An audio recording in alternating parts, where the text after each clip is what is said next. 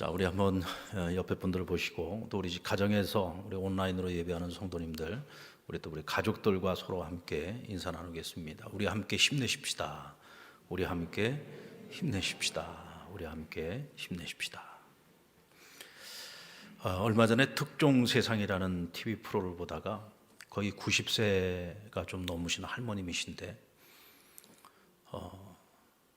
남편이 세상을 떠나고 그 남편의 무덤을 지키는데요, 그 무덤하고 가까운 곳에다가 자신이 직접 손으로 그 흙집을 지었어요. 흙집을 지어놓고 거기서 계속 이제 조석으로 뭐 아침에도 가고 점심 때도 가고 저녁 때도 가고 때로는 한밤중에도 그 무덤에 가서 그렇게 무덤을 살피고 또 남편하고 이제 대화를 나눈다고 혼자 독백을 하면서 그렇게 시간을 보내는 거예요. 이 남편에 대한 그리움이 얼마나 사무쳤으면 그것도 자그마치 남편 돌아가시고 22년 동안을 그렇게 지낸 겁니다. 우리가 생각할 때 할아버지가 생전에 할머니한테 얼마나 잘했으면은 이렇게 남편의 자리가, 그 빈자리가 크게 느껴지고 그 잊지 못해서 이렇게 22년 동안을 무덤을 섬기는 걸까, 이렇게 생각을 할 수 있겠습니다만은 의외로 이 할아버지가 결혼을 하고 돌아가실 때까지 한 번도 돈을 벌어본 적이 없답니다. 그러니까 직업이라는 걸 가져본 적이 없고 일을 해서 돈을 벌어본 적이 없어요. 그럼 누가 다 그 생활을 책임졌느냐? 이 할머니가 다 책임지고 산 거예요. 부인이 다 돈 벌어서 애들 다 공부시키고 다 먹고 산 거예요.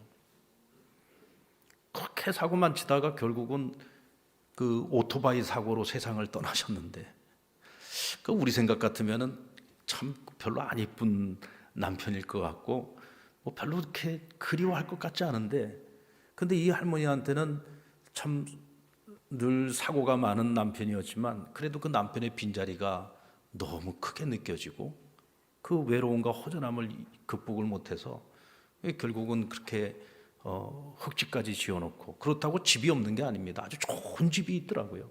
근데 그 좋은 집 내버려 두고 그 흙집에 와서 그 사서 고생을 하면서 22년 동안 그렇게 지내는 거예요. 아내와 함께 그 이야기를 이렇게 보고 있다가 제가 저희 아내에게 한번 물었습니다. 만약에 내가 당신보다 먼저 세상을 떠나면 당신은 저렇게 나를 섬길 수 있겠냐 하고 물어봤어요. 그랬더니 아내가 하는 말이, 땅만 있으면 나도 저렇게 하지. 그래도 그 할아버지는 묻힐 땅이 있고 그래도 운막이라도 지을 땅이 있어서 할머니도 운막 지어놓고 그렇게 섬긴 건데 우리는 땅이 없는데 내가 하고 싶어도 못하지. 그래서 내가 가만히 생각을 해보니까 우린 땅이 없어서 저희 아내에게 뭐 그런 사부곡을 기대하기가 어렵겠다라는 생각을 가졌습니다. 이게 참 땅이 없는 게 얼마나 서러운지. 땅이라는 거는 하는 것이 이 사람이 사는 어떤 지역의 경계를 의미하기도 하고요. 또 재산의 의미로 생각을 하면은 땅을 많이 가지고 있는 사람은 부자죠. 땅이 없는 사람은 가난한 자요. 또 사람의 입에 들어가는 그 모든 음식물들도 다 이 땅에서 나오는 소산들 아닙니까? 그러니까 이 땅이라고 하는 것은 사람들에게 굉장히 중요한 자원이고 자산이라고 할 수가 있습니다. 그래서 사람들은 예로부터 이 땅을 더 넓게 차지하기 위해서 끊임없이 전쟁을 해왔어요. 그러니까 땅을 빼앗기지 않으려고 하는 사람들이 있고 땅을 빼앗으려고 하는 자들이 있죠. 그러니까 끊임없는 싸움이 있는데 그것이 오늘날까지도 계속 이어지고 있습니다. 여러분, 전 세계에서 네 번째로 이 땅덩어리가 큰 나라가 어느 나라예요? 중국입니다. 중국은 그 면적이 9억 6천만 헥타르, 감이 안 오죠? 우리나라하고 비교를 해보면 우리나라 남한 땅하고 비교를 했을 때 96배예요. 96배입니다. 어마어마한 차이죠. 중국의 한 성만큼도 안 되는 땅이 바로 우리 남한 땅이에요. 그래도 여러분, 우리나라가요 전 세계에서 107입니다. 근데 우리나라 옆에 또 작은 섬나라 하나 있죠. 일본이라는 나라가 있는데 제가 작다고 했는데 중국하고 비교했을 때 작은 거예요. 중국하고 비교하면 한 9분의 1 정도밖에 안 되는 땅이지만 우리나라하고 비교를 하면은요, 이 나라는 1억 2,600만 헥타르, 그러니까 우리나라보다 훨씬 더 큰 나라인 겁니다. 섬나라이기 때문에 그런 거지 굉장히 큰 나라예요. 세계에서 11번째 나라입니다. 제가 왜 이런 말씀을 드리냐면 우리가 보통 상식적으로 생각할 때에는 땅덩어리가 작은 나라는 늘 더 넓은 면적의 땅을 갖고 싶은 욕구가 있지 않겠습니까?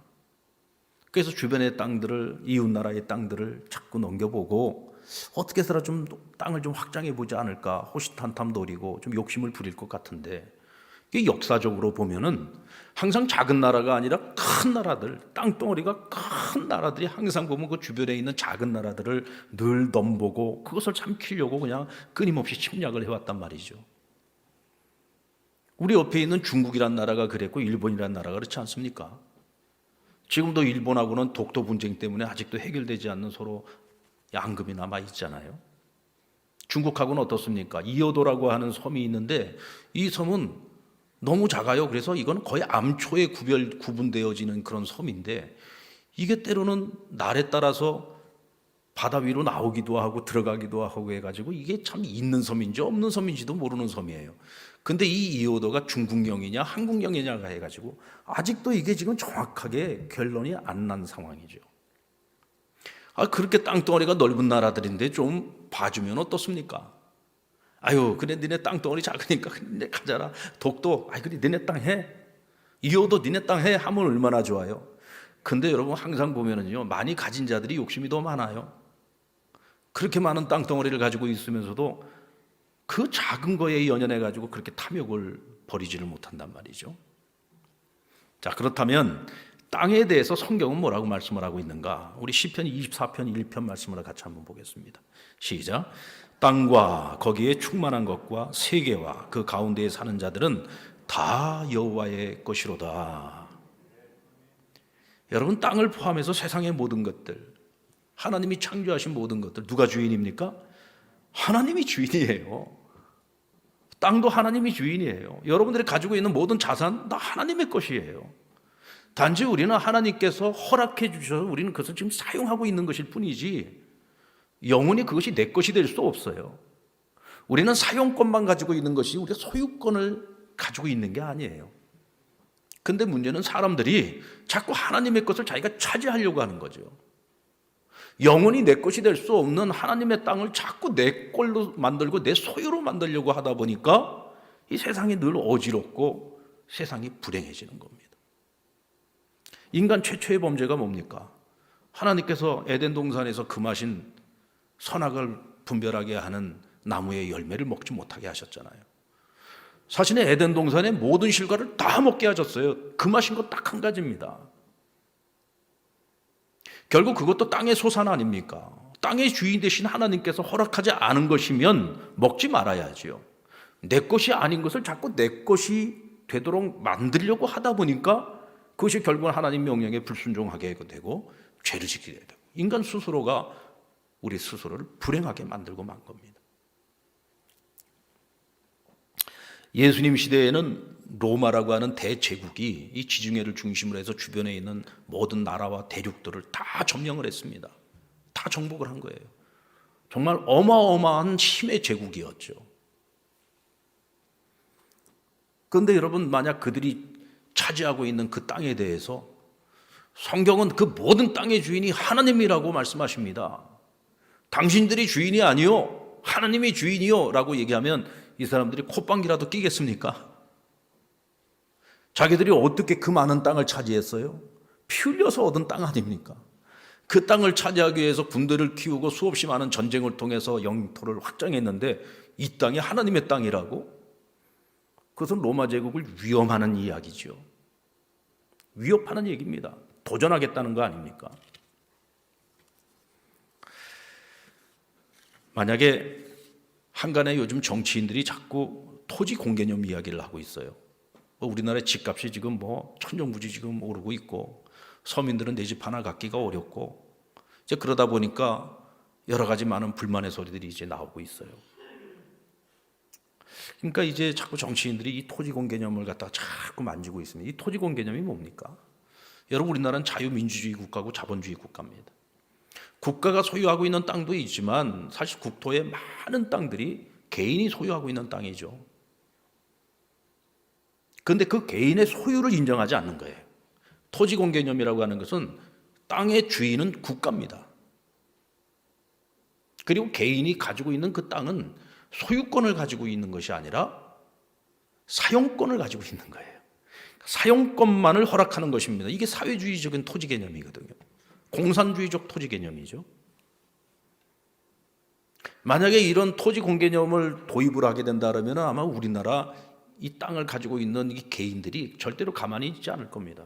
이것은 왜냐하면 헌법을 위배하고 있는 거거든요. 엄청난 저항을 맞닥뜨리지 않겠습니까? 하물며 로마가 세계를 지배하고 있던 시절이었습니다. 그런데 오늘 주님께서 엄청난 도전적 발언을 하신 거예요. 오늘 본문의 마태복음 5장 5절 말씀 보면 팔복의 말씀, 가난한 자, 심령이 가난한 자의 복에 대해서 말씀하시고 그 다음에 애통한 자의 복에 대해서 말씀하시고 난 후에 세 번째 복의 개념을 말씀하시는데 애통하는 자는 복이 있나니 그들이 땅을 기업으로 받을 것이다 그랬어요. 당시 이스라엘은 로마가 다스리고 있었습니다. 이 땅의 주인은 로마예요. 그리고 당시에 그 사회를 지배하고 있던 기득권층, 정치인들이라든지 또 종교인들이라든지 사실 그 지역의 땅의 거의 대부분은 이 기득권층들이 다 가지고 있는 땅이었죠. 그런데 예수님께서 백성들을 모아놓고 말씀을 가르치는데 뭐라고 말씀하세요? 애통하는 자들에게는 땅을 기업으로 주시겠다 그랬어. 아니 예수님이 뭔데? 자기 땅 한 평도 없는 사람이 땅을 기업으로 나누어 주겠다라고 하니까 당시 백성들은 그 말씀을 들으면서 그냥 아무 생각 없이 들었을 겁니다. 그런데 로마 제국의 사람들이나 당시 기득권층들은 그게 아니죠. 아니 저 예수가 뭔데 지금 까불고 있어? 무슨 땅을 나눠주겠다는 거야? 이 말씀을 그냥 있는 그대로 순수하게 들을 수 없는 굉장히 혁명적인 발언이었다는 거죠. 왜 그렇습니까? 당시의 예수님은 그냥 보통 인물이 아니었습니다. 이미 그가 유대 사회에서 보여주었던 수없이 많은 기사와 표적들이 있었고 또 예수님이 가르치신 그 말씀이 당시의 종교 지도자들과는 가르치는 바가 차원이 달랐어요. 백성들로부터 주목받고 있었습니다. 당시 슈퍼스타였던 거죠. 백성들은 이 예수가 혹시 메시아가 아닐까? 우리를 구원해 주지 않을까? 우리를 로마로부터 해방시켜 주지 않을까? 과거의 다윗과 솔로몬의 왕국과 같은 그런 그 왕국의 영광을 우리에게 다시 재현해 주지 않을까? 그런 기대와 소망을 가지고 지금 예수님을 따르고 있었단 말이에요. 당시 기득권층들은 그것이 불안한 거지요.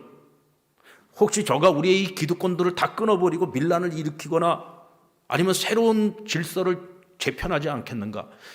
그런 생각을 가지고서 계속 지금 예수님을 주목하고 있었는데 갑자기 땅을 나누어 주겠다는 이야기를 하니까 긴장하지 않을 수가 없는 거예요. 하지만 여러분, 주님께서 말씀하시고 있는 이 땅은 대체 어떤 의미에서의 땅을 이야기하신 걸까? 주님께서 말씀하신 땅과 복은 어떤 관계를 가지고 있는 것일까? 이걸 한번 생각을 해봐야 됩니다. 주님께서는 땅을 얻는 것을요, 복이라고 정의를 내려주셨어요. 다시 말하면 복 있는 자는 땅을 기업으로 받는다고 말씀하신 겁니다.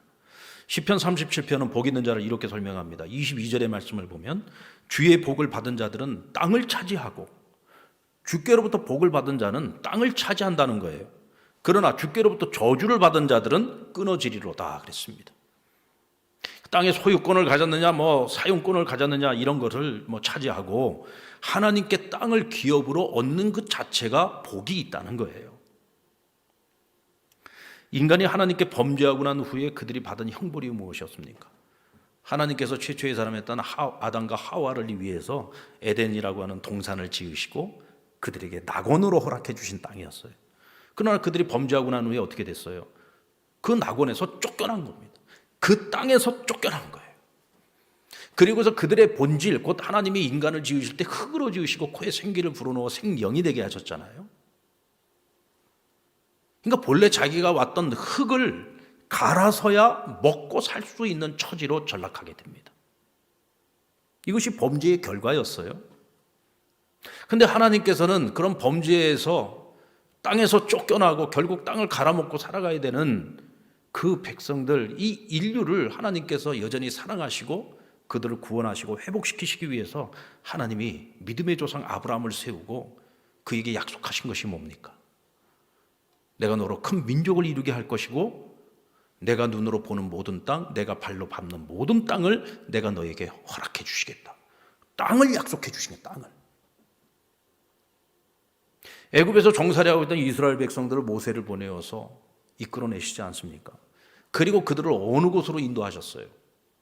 적과 꿀이 흐르는 땅으로 인도하신 거예요. 그 땅에 합당한 백성들로 만들기 위해서 광야에서 40년 동안을 유리 방황 생활을 하면서 하나님 그곳에서 훈련시키신 거죠.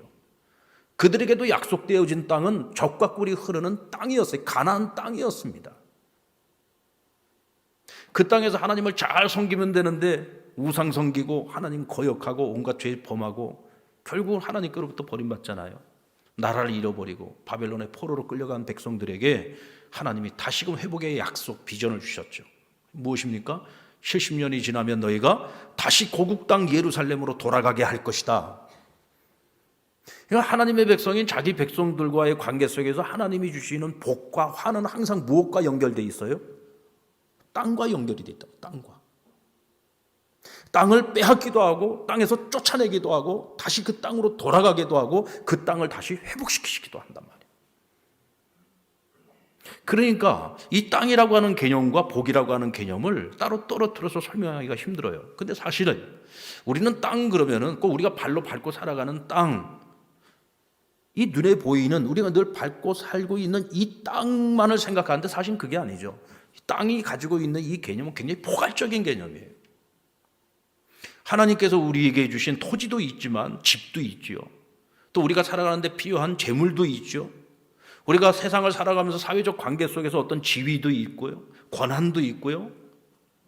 여러 가지 그런 다양한 내가 한 사람의 사회인으로서 세상을 살아가는데 필요한 모든 것들을 하나님이 우리에게 허락해 주신 거예요.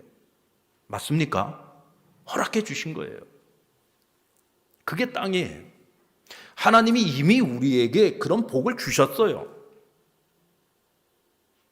근데 하나님이 주신 것을 하나님이 주신 것으로 알지 못하고 감사할 줄 모르고 내게 주어진 것에 대해서 만족하지 못하고 이미 하나님 많은 것을 주셨는데도 불구하고 내 안에 있는 욕심, 탐욕을 버리지 못해서 늘 나는 더 많은 것을 얻으려고 큰 몸부림을 치면서 살아가요. 그럼 이 사람은 행복하지 못한 거예요. 하나님이 주신 것조차도 누리지 못하는 거죠. 그러니까 이런 사람의 마음에는 뭐가 없을까요? 하나님 나라가 없는 거야. 하나님께서 우리에게 하나님 나라를 기업으로 주신다는 얘기는 무슨 얘기냐면 하나님이 내게 이 땅에서 허락해 주신 것들을 내가 믿음으로 감사함으로 누리면서 살아가면 내 안에 하나님의 나라가 있는 것이고 그 하나님 나라를 우리가 누리면서 살아가는 거예요. 아무리 많은 것을 주셔도 누리지 못하면서 살아가는 사람은 그건 내 것이 아닌 거죠.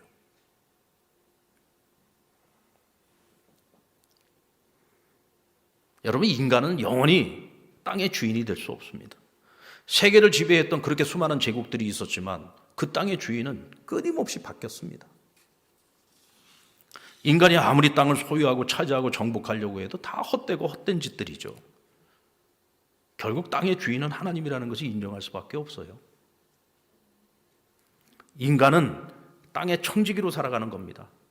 하나님께서 우리에게 무엇을 맡기셨든 우리는 그것의 청지기로서 살아가는 거예요. 이때 세상은 평화로울 수 있어요. 그리고 인간이 행복할 수 있는 겁니다. 그런데 인간이 이 죄성의 문제를 해결하지 못하는 한 결국 그것은 전부 다 유토피아로 끝나는 겁니다. 그냥 한낱 꿈으로 끝나는 거죠. 세상에 많은 사람들이 그런 꿈을 꾼 적이 있어요.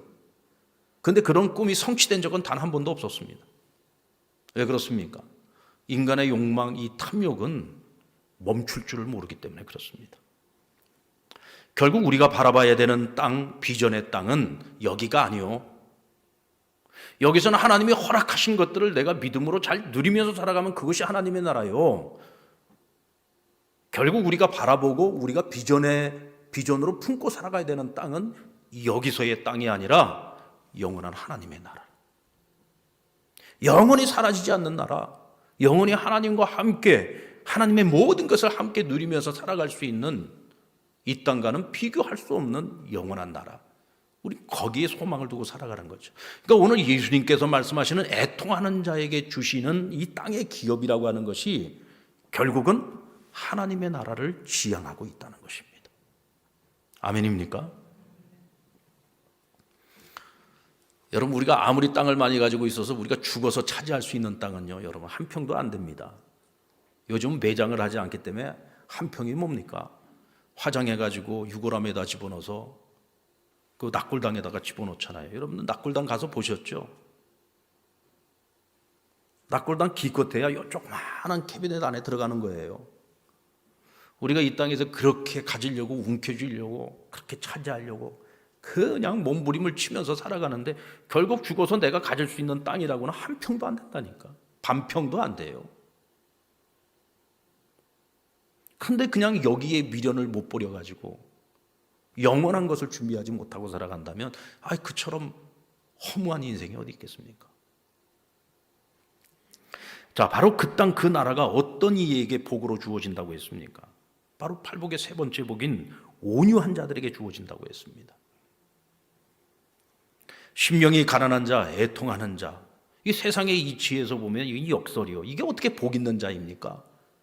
근데 예수님께서는 그들이 복 있는 자라고 했어요. 심령이 가난한 자, 애통하는 사람들이 복이 있다. 왜? 하나님의 위로가 있으니까. 천국이 저희 것이니까. 근데 세 번째 복, 온유한 자가 복이 있다. 이것도 역설 아닙니까? 요즘 여러분, 우리가 살아가는 이 세상이 어떤 세상이에요? 지금 우리가 살아가는 이 세상은 약육강식, 강한 자만이 살아남을 수 있어요. 무한경쟁 시대를 지금 살아가고 있잖아요. 정말 살아남아야 되는 그런 시대를 살아가고 있어요. 예전에는 여러분 정말 자기를 낮추고 자기를 드러내지 않는 것을 겸양으로 보아줬지만 요즘 우리 시대가 어떻습니까? PR 시대죠, PR 시대. 예전에는 뭐 특별한 유명인들만 자기를 PR을 했는데 요즘은 모든 사람들이 자기를 PR하는 그런 시대를 살고 있어요. 일반 개인들도 뭐 특별한 거를 갖다가 올리는 것도 아니더라고요, 보니까. 그냥 아침에 일어나가지고 세수하고 그냥 자기가 하루 살아가는 거 다 촬영을 해가지고 그걸 올려놔. 근데 또 재밌는 건 사람들이 그걸 또 들여다보고 있어요. 아니, 지금 나 혼자도 지금 살기가 지금 바빠 죽겠는데 남 사는 건 왜 들여다보고 있느냐고. 그러다 하도 궁금해서 조회수를 보니까 그 조회수가요, 몇십만 명이에요. 그 자기가 하루를 살아가는 걸 찍어 올려가지고 그렇게 해서 돈을 벌고 사는 사람들도 있더라고요. 이제는 보여주는 시대, 보여주는 시대. 보여주면서 자기를 주목해달라고. 자기는 특별한 사람이라고. 나를 따르라고.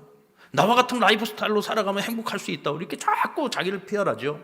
근데 여러분, 그렇게 살아도 요즘 살아남기가 힘든 시대입니다. 그런데 이 온유함이라고 하는 이런 개념을 가지고 우리가 세상을 살아가는데 과연 우리가 성공하고 승리할 수 있을까라는 생각을 하게 되죠. 이건 역설이 아닌가라는 생각을 하게 됩니다.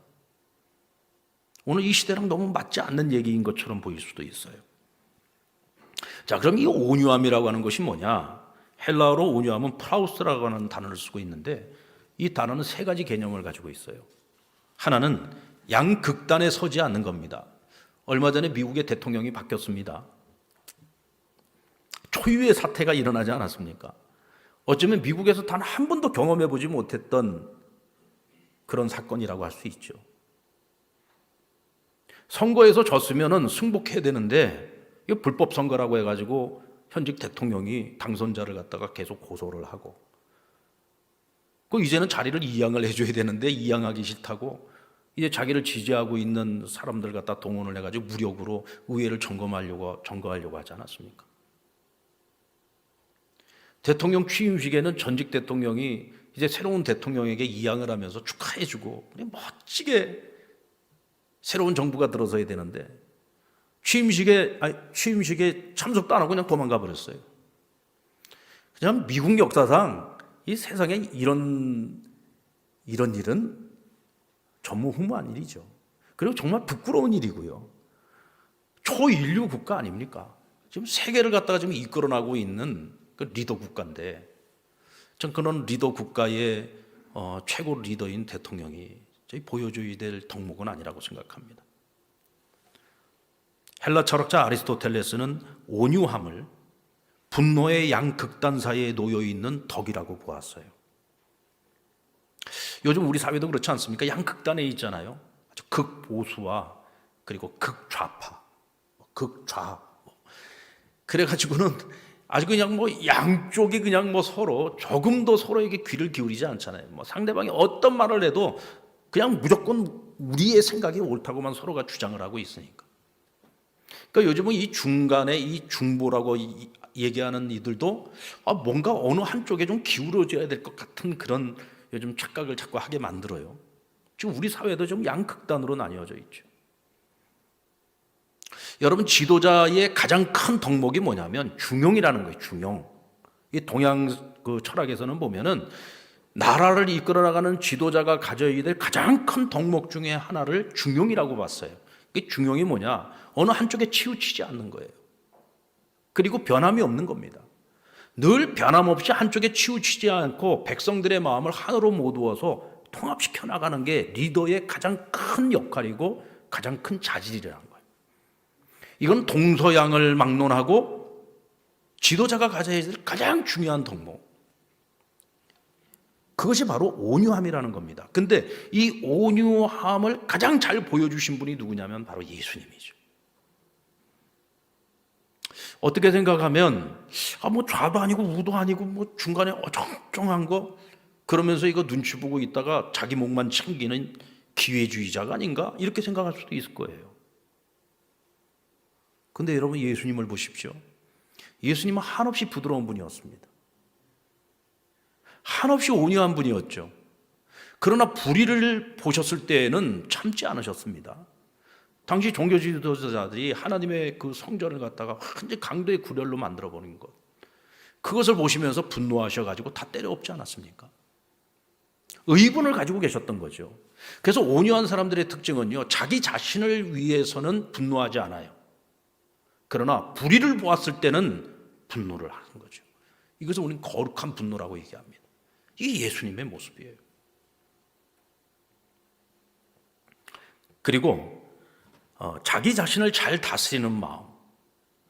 그래서 이 프라우스라고 하는 단어는 거친 야생동물을 조련사가 잘 훈련시키고 조련을 해가지고요, 그 거칠고 그 야생의 어떤 속성을 버리게 만들고 잘 순종하고 따르는 부드러운 마음을 갖도록 만든 상태, 이것을 프라우스라고 얘기를 합니다.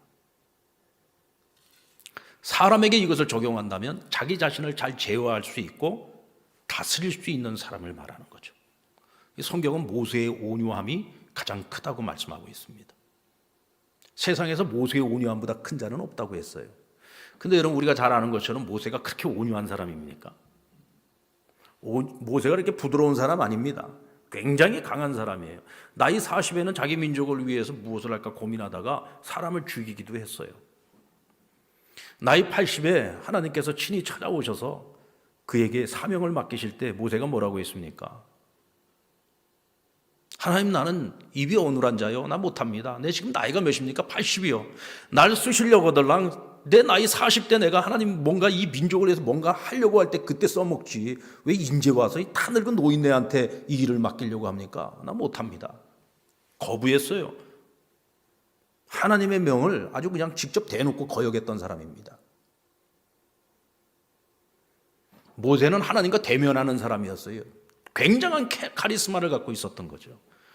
200만이 넘는 한 민족을 이끌고 광야를 여러분 생활을 하는데, 광야의 지도자로 살아가는 사람이 얼마나 힘들었겠습니까? 게다가 이 이스라엘 백성들이 어떤 사람들이에요? 모세의 표현에 의하면 목이 곧은 자들이다. 교만하기 이를 데 없는 사람들이에요. 근데 그런 사람들을 이끌고 광야 생활 40년을 했다고 생각해 보세요. 지도자 노릇이 만만했겠습니까? 아마 속이 썩어 문드러질 대로 문드러졌을 겁니다. 그 백성들을 이끄느라고 얼마나 참았을까요? 정말 이 모세의 인내심이라고 하는 것은 우리가 가히 상상하기가 어려웠을 거예요. 그러니까 성경이 인정을 해주고 있는 겁니다. 그는 철저하게 자기를 절제할 줄 아는 사람이었어. 자기 마음을 다스릴 수 있는 사람, 그렇기 때문에 백성을 다스릴 수 있었던 거야 라고 얘기하고 있는 거죠. 근데 이런 천하의 모세도 결국은 무리바에서 그 마음의 분노를 참지 못해가지고 결국은 가나안 땅에 들어가지 못하는 벌을 받지 않았습니까? 그리고 세 번째 의미는 겸손의 의미를 갖습니다. 자신의 무지와 연약함을 깨닫고 자신에게 필요한 것이 무엇인지를 배우는 자세, 이것이 온유함이라는 거예요. 어떤 사람들을 보면은요, 자꾸 남을 가르치려고 하는 사람들이 있어요.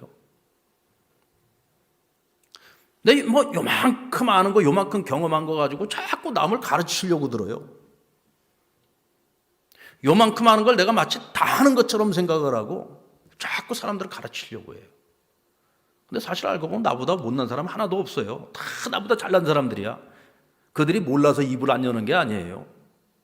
우리말에 그런 말 있잖아요. 가만히 있으면 중간이라도 간다고. 그래서 그냥 가만히 있는 거예요. 근데 조금 안다고 그냥 가르치려고 들어요. 사람이 익으면은 고개를 숙이지 않습니까? 머리를 숙이는 거예요. 우리는 죽을 때까지, 하나님 앞에 갈 때까지 배워야 될 것이 천지입니다. 모르는 게 얼마나 많아요. 우린 끊임없이 배워야 되는 사람들이죠. 더 겸손하게. 같은 것을 알고 있어도 내가 아는 지식과 그 사람이 아는 지식이 서로 다를 수 있어요. 그럴 때 항상 겸손하게 귀를 기울이고 배우고자 하면 우리가 하나라도 더 배울 수 있고 우리가 한 걸음이라도 더 성장하고 발전할 수 있는 거죠. 온유한 사람들의 특성이 바로 이런 거예요. 예수님도 보십시오. 하나님의 아들이셨는데도 보면 회당에 가서 자기가 배웠잖아요. 선생님들에게 가서 배웠습니다. 세례 요한에게 가 사람한테 가서 세례까지 받으셨어요. 하나님의 아들이. 이런 겸손함이 바로 온유함이라는 거예요. 온유함. 옛날 중국의 닭들의 싸움인 투게를 몹시 좋아하는 왕이 있었다고 합니다. 이 왕이 하여튼 그 나라에서 가장 강한 닭을 한 마리를 구입을 했어요. 그래가지고는 그 나라에서 투게를 가장 잘 조련한다고 하는 기성자라고 하는 사람을 불러다가 자기 닭을 맡기고 세상에서 가장 잘 싸우는 투게로 만들어 달라고 명령을 합니다. 그리고 열흘이 지났습니다. 기성자를 불러서 이제 준비가 됐냐? 싸울 준비가 됐냐? 하고 물어보니까 기성자 말이 아직 멀었습니다. 저놈이 강한 건 사실인데 너무 교만해가지고 절대로 저렇게 교만한 닭은 최고의 투게가 될 수 없습니다. 그래가지고 또 열흘이 지났어요. 다시 또 그를 불러가지고 이제 좀 준비가 됐냐 하고 물었습니다. 그러자 그의 말이 아직 멀었습니다. 요놈은요, 상대방이 조금 소리를 내거나 그림자에도 쉽게 반응을 합니다. 태산같이 흔들리지 않는 진중함을 갖지 않는 한 최고의 투게가 되기가 어렵습니다. 조금만 더 기다리십시오. 그리고 또 열흘이 지났어요. 이제는 준비가 됐냐 하고 물으니까 기성자가 아직도 멀었습니다. 저놈 눈빛을 좀 보십시오. 얼마나 저 눈빛이 싸납습니까? 얼마나 날카롭습니까? 저 눈빛 가지고는 안 됩니다. 그래 또 이제 열흘이 지나고 다시 그를 불렀더니 이번에는 아주 기성자가 참 웃으면서 나타났어요. 왕이시여, 드디어 준비가 됐습니다. 저놈이 이제는 목계가 됐습니다. 이게 목계라고 하는 것은 뭐냐면 상대방이 아무리 강한 놈이 오더라도 조금 더 흔들리지 않고 마음이 흔들리지 않는 평정심을 가지고 있고요.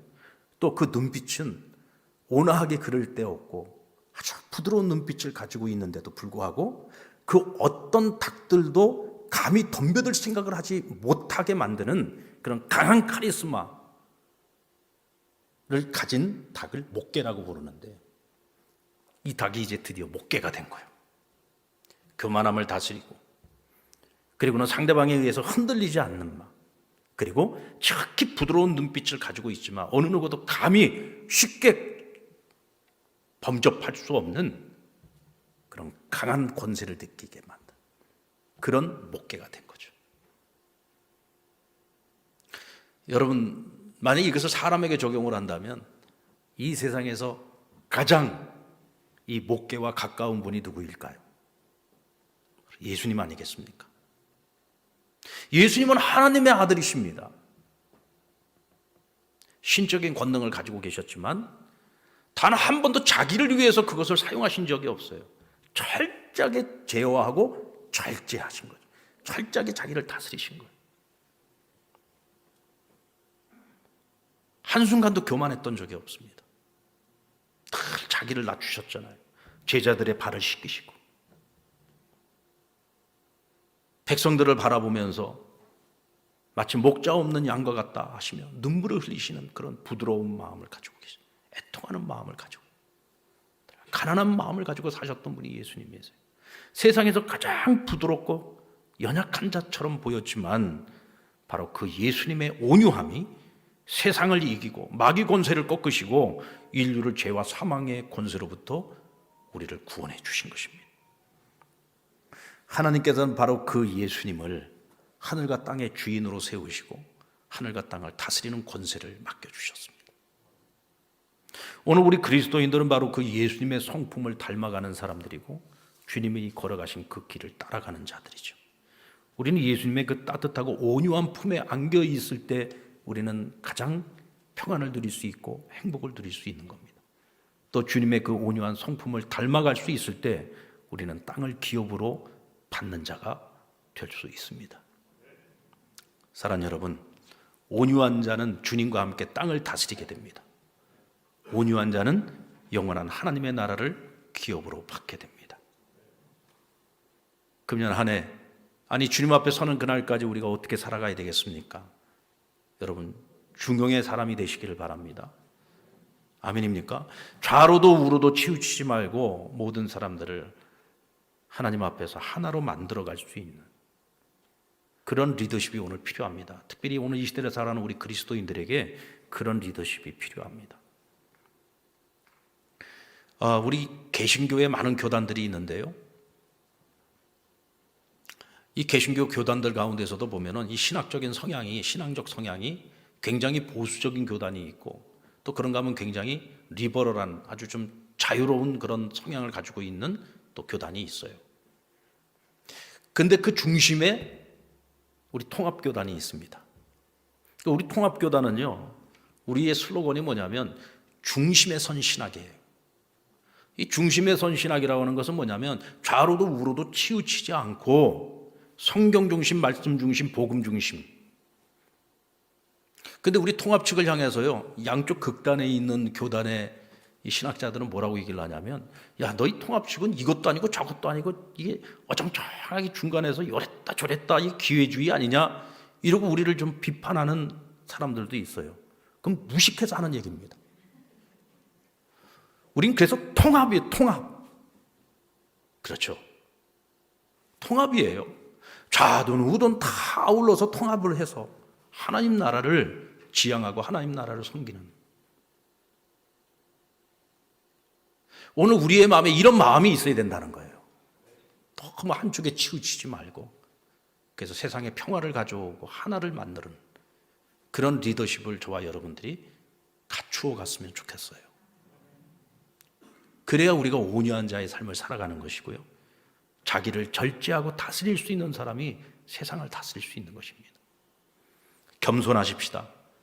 끊임없이 자신의 부족함을 알고 배우기를 힘쓰고, 그래서 온유한 자가 되어 주님과 함께 세상을 다스리고 주님이 주시는 영원한 하나님의 나라를 영원히 소유할 수 있는 저와 여러분이 될 수 있기를 주님의 이름으로 축원합니다.